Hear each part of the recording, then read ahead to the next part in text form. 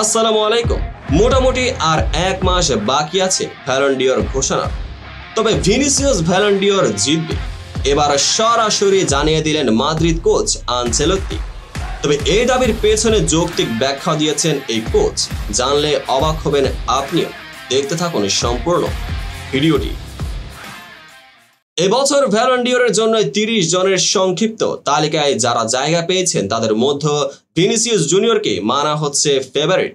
গত মৌসুমে রিয়াল মাদ্রিদকে লা লিগা, চ্যাম্পিয়ন্স লিগ সহ মোট 4টি শিরোপা জেতাতে অনবদ্য ভূমিকা রাখেন তিনি। লা লিগা, চ্যাম্পিয়ন্স লিগের পাশাপাশি রিয়াল মাদ্রিদ গত মৌসুমে জিতে উয়েফা সুপার কাপ ও সুপার কোপা স্পানা।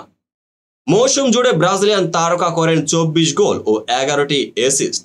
ব্রাজিল জাতীয় দলের হয়ে তিনি খেলেন কোপা আমেরিকার কোয়ার্টার ফাইনাল পর্যন্ত। এসব তাকে ফেভারিট বানিয়েছে ব্যালন ডিওর জেতার দৌড়ে।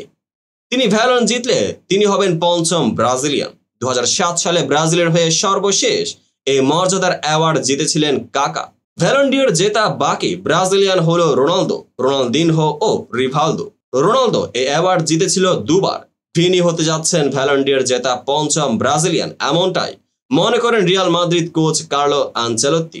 অ্যাথলেটিকো মাদ্রিদের বিপক্ষে ম্যাচকে সামনে রেখেই সংবাদ সম্মেলনে এসেই এই ইতালিয়ান কোচ বলেন, আমি এরকমই মনে করি। গত মৌসুমে ও কত প্রভাব রেখেছে, চ্যাম্পিয়ন্স লিগের সেমি ও ফাইনাল গোল করেছে।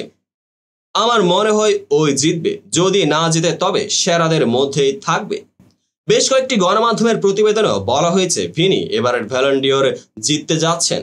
তাহলে হতাশ হতে হবে রিয়াল মাদ্রিদের ভিনির সতীর্থ Jude Bellingham, Federico Valverde, Dani Carvajal, Toni Kroos ও অ্যান্টনিও রুডিগার, কিলিয়ান এমবাপ্পেদের 30 জনের তালিকায় তারাও জায়গা পেয়েছিলেন। তো বন্ধুরা, আনচেলত্তির এমন মন্তব্য নিয়ে আপনার কার কেমন মতামত অবশ্যই কমেন্ট বক্সে জানাতে ভুলবেন না। দেখা হবে পরবর্তী আপডেটেড ভিডিওতে।